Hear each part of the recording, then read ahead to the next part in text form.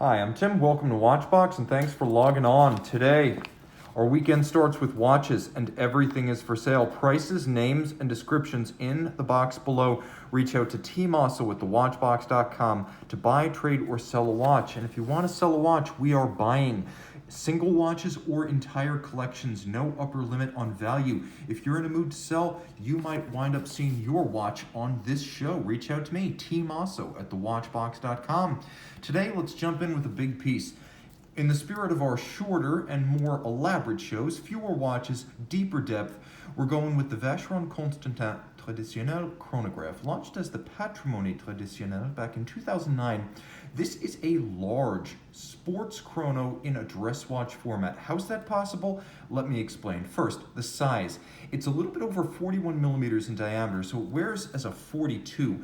It's broad, it's flat, it has the wrist presence of a sports watch, and with the strength of the lug profiles and the hard stepped case, this is a watch that does read as a red gold sports watch. Naturally, it's flat enough to fit underneath the cuff, and on my 16 centimeter circumference wrist, it wears flat, but it wears insistent. This is not a shrinking violet of a dress watch. If you want something to duck underneath the cuff and disappear anonymously, this is not the choice.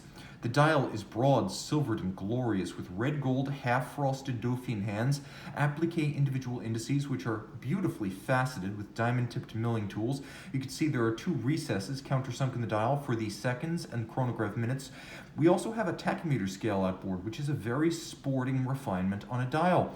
In conjunction with the chronograph, this one, calibrated to kilometers per hour, allows you to gauge the speed of an object over, for example, a flying kilometer. You start the chronograph when the car passes the starting point, you stop the chronograph when it passes the finishing point, and then you read, for example, the number adjacent to the chronograph seconds hand. So, for example, 75 kilometers per hour. Now, let's talk a little bit about what makes this watch special. Not just Vacheron's signature lug profiles, which are always distinctive, strong, and inventive, but the movement itself, which is descended from the great Lemania 2310 that's also done business as the Omega Caliber 321 on the moon, and in the back of the Patek Philippe 5070 and other Lemania-based Patek Philippe chronographs, including the Perpetual. So this starts as the 2310, but Vacheron highly customizes it. First, with a grade of finish you'll never find on a standard Lemania movement.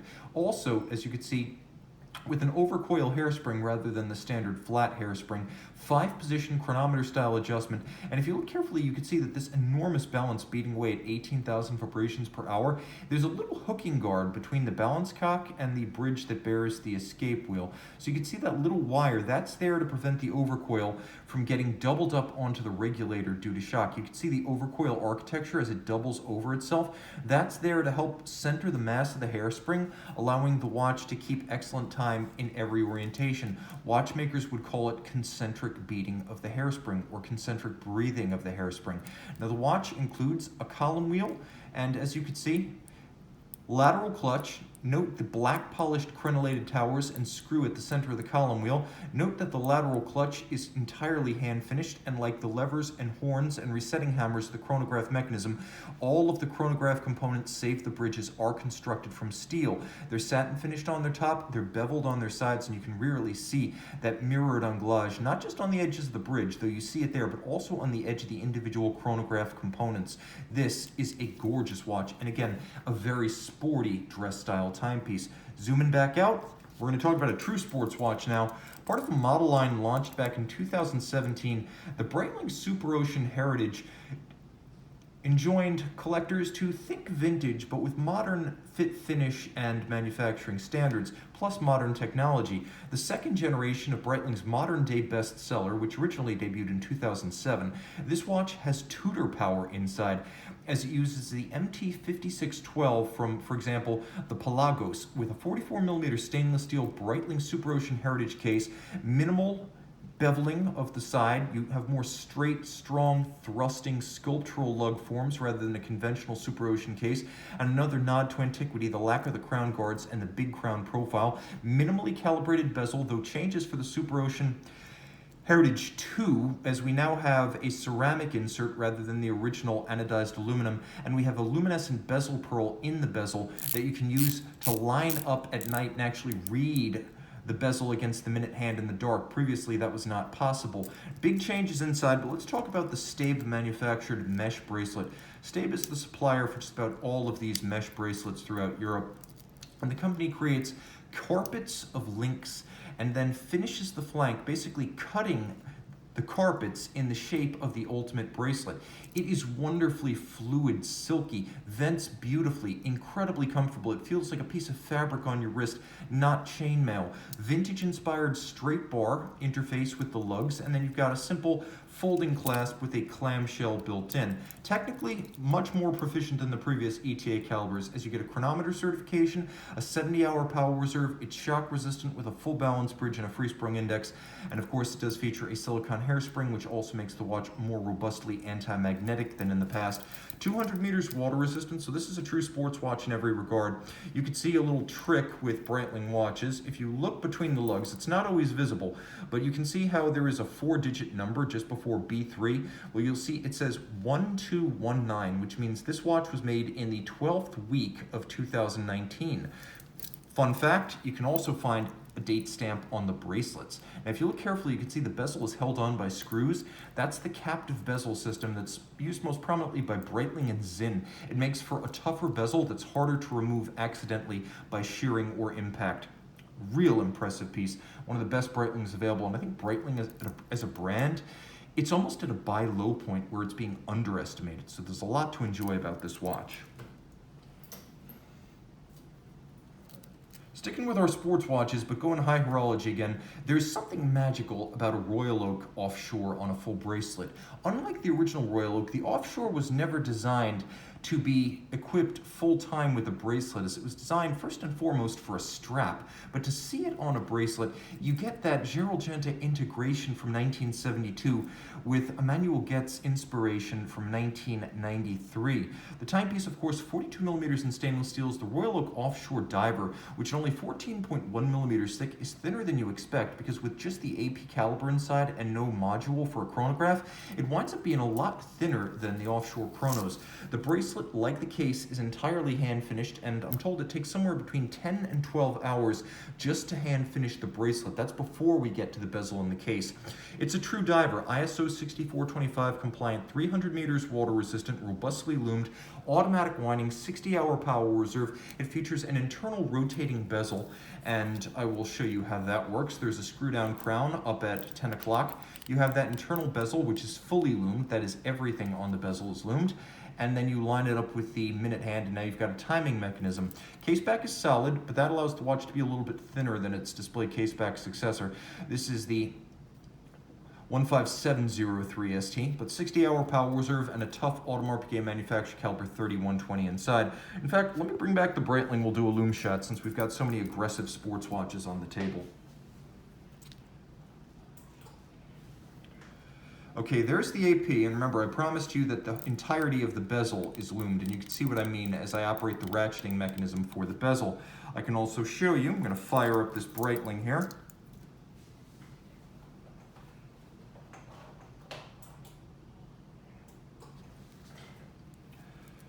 The SuperOcean Heritage offering you plenty of lumen. Of course, you've got that luminescent bezel pearl that was not present on the first generation SuperOcean Heritage.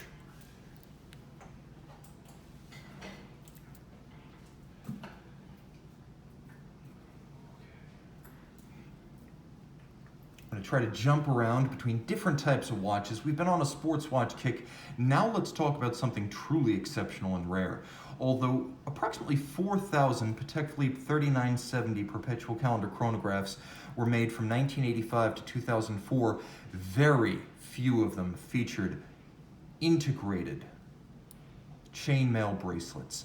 This is the 3970/00R, just over 36 millimeters in red gold. This is not an accessory bracelet. Take a close look. The case welding involves full integration of the interface between bracelet and case, meaning that one is made for the other, a deterministic combination that makes this an exquisite multi-craft watch, as an enormous number of individual disciplines as well as hand finishing steps are required to create that interface between a handmade case and a handmade bracelet.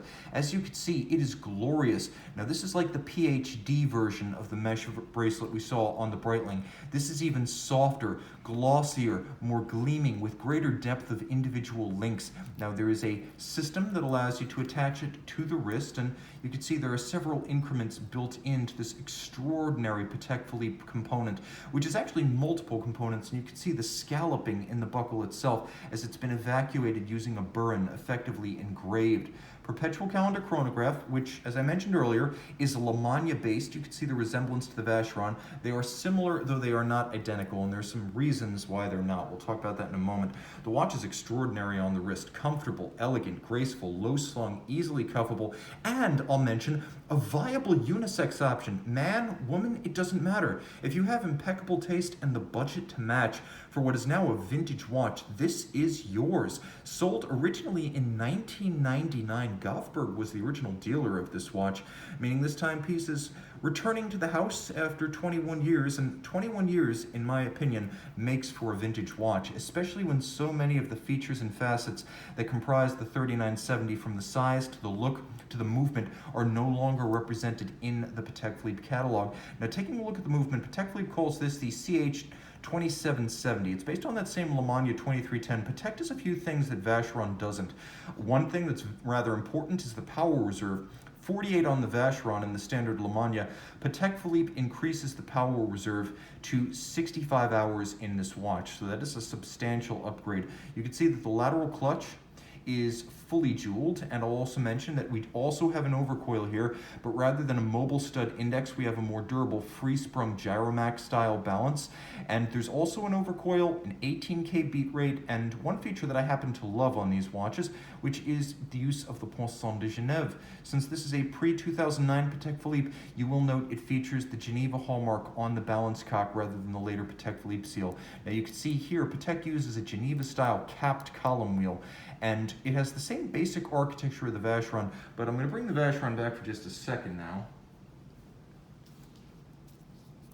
If you take a look at the chronograph bridge on the Vacheron, and you take a look at the chronograph bridge on the Patek, you can see they are not identical in shape, and in fact that's true of many of the components, right down to the clutch, the levers, the horns, and the recentering hammers. So while they have the same base, even look at the balance cock, they are not identical by any means, even at the top of the market.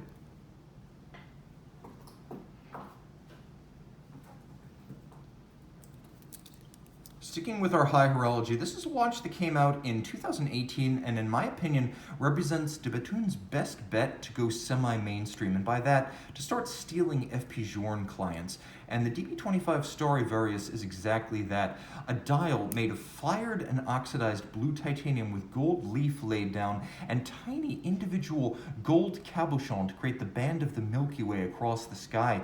Outboard you have red gold cabochons, which are outside of the individual Roman numeral hours. You can see there's a little bit of a loft and a camber to the hour track. It's a toroidal shape that has 3 dimensions, and the use of blueprinting on the dial for the numerals and the calibrations alongside the rose gold is exquisite. Minimal branding, de Bethune of L'Auberson, Switzerland. They make 150 watches a year, and this 42mm red gold DB25 is one of the 150. It should be mentioned that FP Journe makes about 650 to 950 watches a year, so you get a sense of the degree of magnitude, the difference between them. And the watch on the wrist is flat, flush, and comfortable. If you think the DB28 is just too crazy, too Star Trek, too sci-fi for your wrist, well, this is the antidote, perhaps, to the zaniness of de Bethune, showing that you can get all of their innovations from the dial to the case back without something that looks like a lunar lander on your wrist. Now, flipping it all over, this is where things become even more exciting. Well, this dial is an absolute heartthrob.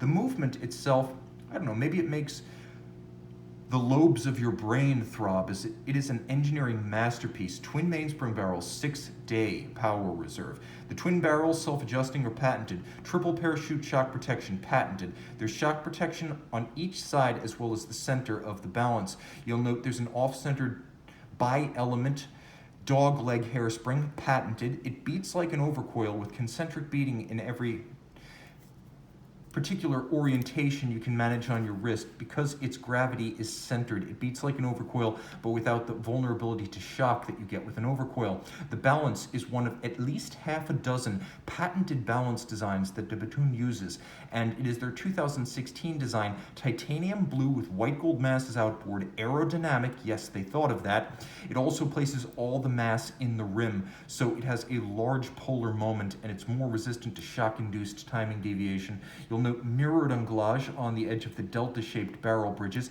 and Côte de Bethune, which are basically more deeply ridged, semi-engraved Côte de Genève. You can see, compared to the light and luminous standard Geneva waves, these are a little bit darker, more severe. They're more forceful Côte de Genève. You'll also note that the full balance bridge is black polished by hand and all the way around, as it is a rounded surface. Starry Varius, individually numbered, and as you can see, a rose gold number plate inside with black polished screw heads. It is the works. There's even a silicone escape wheel to reduce the friction of the escapement and increase the interval in between maintenance. This is an extraordinary watch. But let's say rose gold is too soft for you, and you're not hard-hearted, but you can't stand scratches and swirls. Well, the most scratch-resistant material ever devised for watches is what you see here. Synthetic sapphire. This is the Hublot Big Bang Unico Sapphire, one of a 500-piece limited edition launched at Basel World 2016. It is feather light, as the watch is comprised of sapphire, titanium, and rubber. There's a car seatbelt buckle, quick release system. I should say it's inspired by automotive seatbelt buckles. What's nice about this system is it allows you to dress up if you wish with a leather strap from Hublot, or dress down with rubber and take the watch in the pool. The timepiece includes a titanium clasp that actually has an Hublot H inside, hiding all excess length underneath the strap. So when buckled down, there are no minder loops, there's no excess length flapping in the breeze. Now the watch is nominally 45 millimeters, and the timepiece on my wrist, though broad, is probably visually larger than 45, but ergonomically smaller. Because of the curvature of the case, you can see how the lugs slope down. Hublot understands you can build a bigger watch, but not a bigger client. So even though I have a baby wrist, I can still wear this comfortably. Because it's made of lightweight materials, eyes closed, I'd guess it's a smaller piece. And because it is so scratch resistant, even compared to ceramic, sapphire is the next step up. It's going to be second only to diamond. Now the watch is impressively powered. Although Hublot's not known for movements, you are getting an impressive one here with the Unico, which features a dial side column wheel and lateral clutch. It's also important to note, I'm going to wind this up a little bit, that the Hublot Unico features a flyback functionality as standard. So every Hublot Unico chronograph is going to have that flyback functionality built right in. So you reset, you restart with one push of the trigger. You do not need to stop. Note that the titanium pushers for the chronograph look like automotive pistons, as automotive imagery abounds here, from the seatbelt buckle of the strap to the pistons to the open engine-like dial, which has phenomenal depth, and you can really see that from each angle. It's also fun that the action side of the chronograph is on the dial of the watch.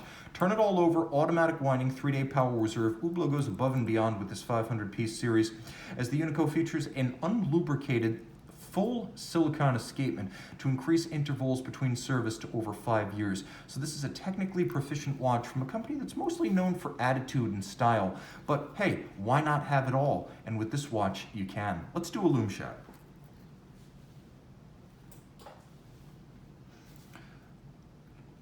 As you can see, this is a practical watch day or night, legible for a skeleton dial by day. It becomes even more so by dark. One feature you could easily miss that I want to call out is that the watch features a 60-minute chronograph scale. So if you take a look at the chronograph minutes, note there's also a date hidden in there. It is a screw-down crown. The watch has a 60-minute register. Most chronographs only read up to 30 minutes and then they start a second circuit of their register. Well, here you get a full 60 minutes, which I find more practical than 30 minutes and then an hour register, as frankly, most of the intervals I time with chronographs measure between seconds and perhaps 60 minutes at the most. This watch also has a wonderful architectural profile, almost like the scaffolding of a building in progress, flash, frozen, and permanent. You can always see the machine coming from the inside out with this Hublot.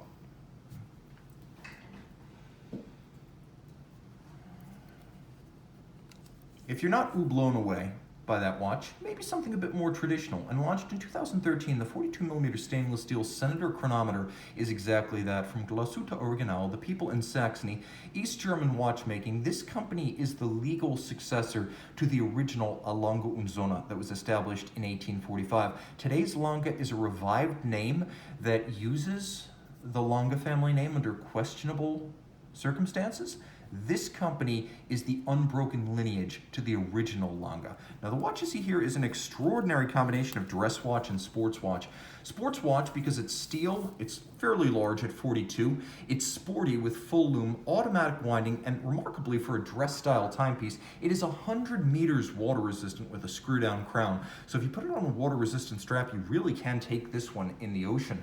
This is a watch that offers a lot of functionality as it is a multi-complication thanks to the caliber 3701, an in-house chronograph that offers huge functionality. First, like the Hublot caliber 1242 Unico, the 37 is a flyback standard, so you can reset and restart with a single push of the trigger down at 4 o'clock. There's also a double-digit date on the dial, and I'm going to move the hands out of the way. You can see the watch features hacking or stop seconds, a double-digit date. It features a power reserve hiding inside the sub-register over at 9 o'clock for the 70-hour reserve Audemars. So you have the power reserve, the double-digit date, the flyback chronograph. You also have on the reverse side one of the most curious features I've ever encountered on any chronograph, and I'm going to show you what I mean. If you take a look at this little index adjacent to the balance, it will tell you whether the chronograph is off or on while you're viewing the case back. I have never seen another watch that features this kind of index on the reverse side on a display caseback. The JLC Reverso Gronsport chronograph, yes, but that has an indicator on the second dial of the watch. This is a caseback. Automatic winding, 70-hour power reserve, so effectively a 3-day power reserve.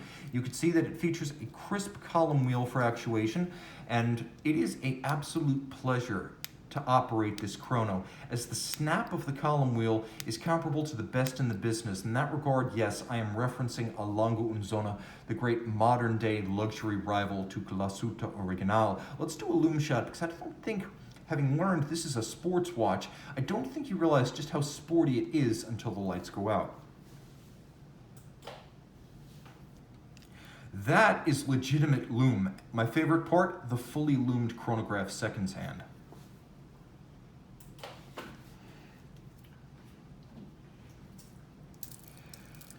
Grand Seiko is well loved in these parts, and somewhat ironically, for summer 2020, Grand Seiko is launching the Soko collection.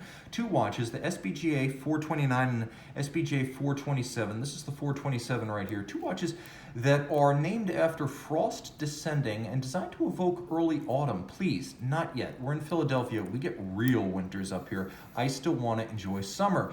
But you can enjoy summer and your Soko watch at the same time, as the 39mm Zaratsu hand-polished case is universally wearable on smaller wrists. I'm going to show you on my wrist, 16 centimeters in circumference. Once again, if you're just joining us or zipping ahead.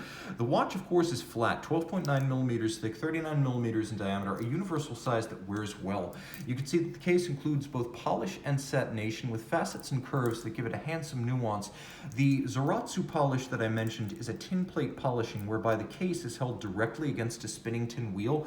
Zalitz machines were invented in Europe, but the foremost practitioners of this type of hand finish today reside at Grand Seiko. If you take a look at the dial, it is designed to evoke bamboo shoots, and of course bamboo is a type of fast-growing hard grass, and so we have an element in the Kelly green, bamboo-inspired spring drive logo, power reserve indicator, and center seconds. And then we have a lovely stainless steel like vertical satination with the individual indices crafted by hand, and these are created by artisans along with the hands at center, who only make these tiny components using micrometric milling and polishing tools to create this black polish and razor-like faceting. In particular, you can see how blade-like the hands at center are. Spring drive, as ever, is an impressive technology with a unidirectional governing wheel and spring energy. This is quartz accuracy. It does have a quartz oscillator. An induced electrical current wakes up the quartz, and through the back EMF, or electromagnetic force of the governing wheel, it unwinds the mainspring. So though it is quartz, there are no batteries, no capacitors, no stepper motors. All the action of the seconds hand and the timing of the watch is by the spring itself. So it's a purely mechanical drive. All of this is 100 meters water resistant, so automatic winding, stainless steel, and 100 meters with a screw down crown. This is a sporty watch. 3-day power reserve, accurate plus or minus 15 seconds per month. Now, for those who want to have fun on a budget, especially those who want complication and durability, you want a steel sports watch that's at least 100 meters water resistant. A chronograph would be nice, and hell, let's throw in an annual calendar. Launched in 2003, this is the Eulessnar Marine Annual Calendar Chronograph. Note the similarity of the double-digit date and the month, along with a chronograph dial. If it reminds you of the Richard Mille Arm 11, that is no coincidence. Dubois de Praz provides this module to both. Now, as you can see, the dial has wonderful depth to it in several colors: blue, black, white, and red. The watch is robustly loomed, and it features a double-digit date with an annual calendar. So you can see there is a quick set that allows you to set the double-digit date up at 12 o'clock, and as you set the month, it will advance, or I should say, as you set the date, it will advance the month. So there's both a quick set and, of course, the hacking seconds function. The module for the chronograph and the annual calendar is Dubois de Praz. The base is a high-grade ETA. The bracelet is Ulysse-Nardin, and as you can see, it is a twin-trigger release, double deployant, full steel, no expense spared, as it uses screws to remove mobile links. And the bracelet, though a 3-link, looks nothing like the industry standard Rolex Oyster, so the originality, the quirk factor of Ulysse-Nardin is intact, with individual numbering plate on the flank of a case that looks like a miniaturized version of Ulysse-Nardin's navigation clocks of the 19th and early 20th century, basically a marine chronometer for your wrist. So let's recount. Automatic winding, 42-hour power reserve, annual calendar, chronograph with 100-meter water resistance, fully loomed on a full factory bracelet, and only 40 millimeters in diameter to fit any wrist, 43 millimeters lug to lug, and a timely and fun summer watch for 2020. This is one that'll keep you warm all year round, and with the value of a bracelet rather than a strap, you don't have to worry about every 2 to 3 years that $400 to $500 strap replacement. This watch is built to last. This is a lot of fun, and if you're looking for something around $5,000 that offers you big boy complication from a great high horology brand, this is going to be the watch you want.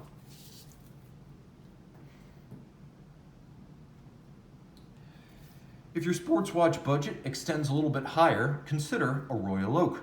It's the 15400 OR, red gold, screw down crown, 50 meters water resistant. Yes, it is surface swimmable, but you're going to want to take it off this leather strap and put it probably on a rubber strap or a textile if you wish to swim. As with the Offshore, the entirety of the bezel in the case is hand finished, though the expression of the bezel gasket is more of a hairline accent rather than the oversized donut-like tube that's featured on the Offshore. The watch features a Grand Tapisserie dial compared to the Mega Tapisserie, the Offshore, and if you're wondering what is the difference, you can see that there is a large lacquered and stamped hobnail on the Offshore, and on the Royal Oak there is a much finer pantograph cut hobnail.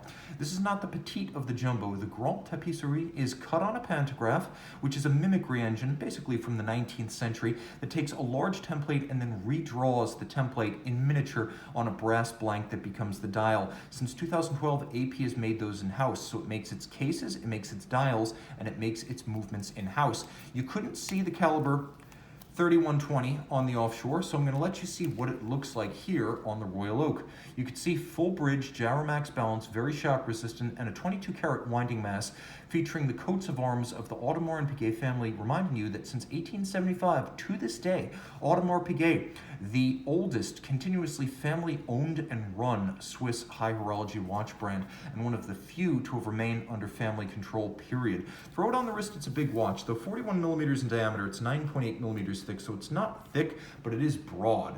At almost 54 millimeters end link to end link, this is a substantial watch that needs to be considered more like a 43 than a 41, though you will note, as it is a dressy Royal Oak, it will wear well underneath a formal cuff, and with black leather and red gold, it's always in good taste with any attire.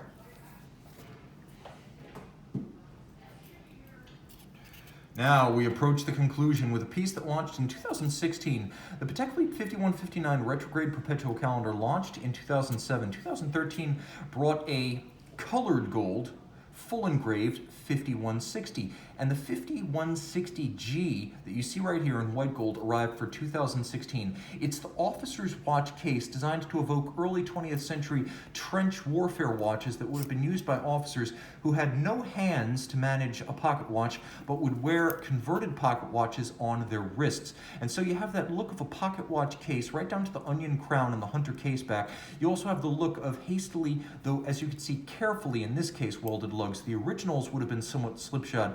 Today, Patek Philippe takes the welding of these straight lugs to the level of high art, and that's just the welding of the lugs.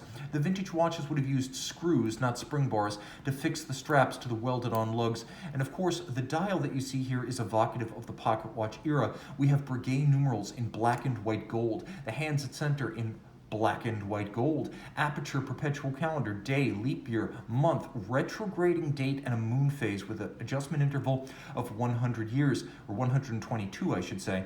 The perpetual calendar is programmed through the year 2100 and can accommodate leap years and irregular length months. Now let's take a look at the case back. This is caliber 324, an extraordinary, beautifully finished center rotor that in this case isn't actually the highlight. The highlight is the hunter case back. And the banknote scrolling, very similar to the scrolling you'll see on custom firearms. It's a floral pattern. It's not Art Deco, it's pre-Art Deco. It has elements of Art Nouveau to it, and it's a watch that's dedicated to honoring the first quarter century of wristwatch design. That's pretty much accurate, as Art Nouveau preceded the Art Deco that broke in the 1920s. And you can see every element of the watch has been engraved. Look, even the screws fixing the bars to the lugs, those screws have been engraved. The crown head itself has been engraved. The bezel has been engraved. The buckle has been engraved. No stone is left unturned, and it's gorgeous. The center dial echoing the motifs of the case. All of this done by hand with a burin, so no two 5160Gs will be exactly alike. The watch is 38 millimeters in diameter, so it winds up looking bigger than it is. It's very wearable, even on my wrist. The strength of the lugs creates the impression of a larger timepiece, but it does wear true to its 38 millimeter size, and it is very low cut and comfortable on the wrist.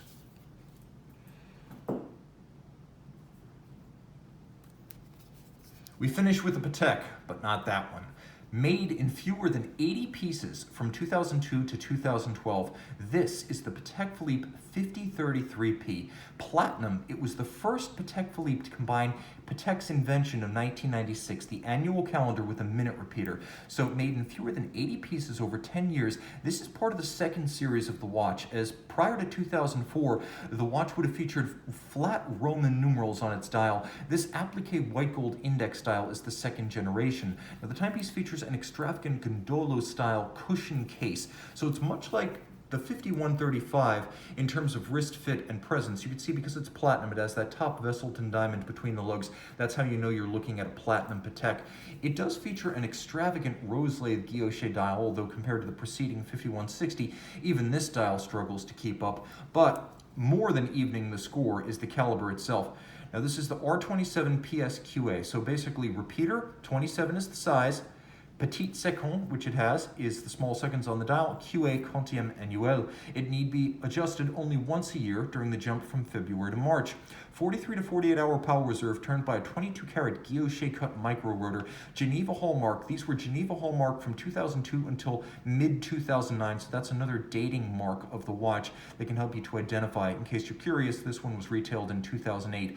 Black polished strikers, extravagantly black polished gongs for the repeater, and you're going to hear this watch because unlike the others today, this watch has a mind and a voice and a soul of its own. I'm going to do my best to set the watch to 12:59 because, as my longtime viewers will know, that is where you get the maximum action. Let's see if I hit it.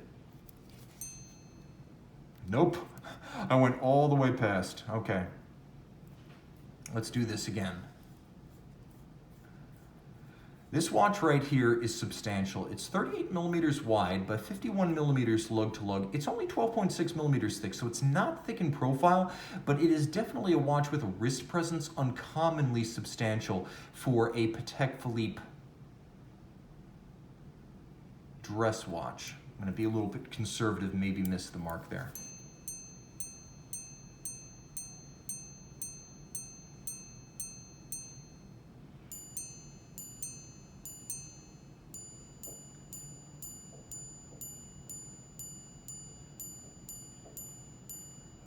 Boom! All right, let's take a quick look at it on the wrist. Note it uses a bonded strap, which is bonded by adhesives rather than stitching, so it has a clean look without stitching and an ultra thin profile. I mentioned that this watch is substantial and broad on the wrist, and it is. If you're a pro athlete and you want to wear a Patek, you don't have to spring for some sort of a sports watch. This watch has all the wrist presence and the cachet of being extraordinarily rare and a Patek Grand Comp. This is the kind of watch that would front an auction catalog from a major house. If you love this watch, if you love any of the watches on the show, guys, email me, tmosso@thewatchbox.com for purchase and pricing details. Time out, Tim out, and thanks for logging on.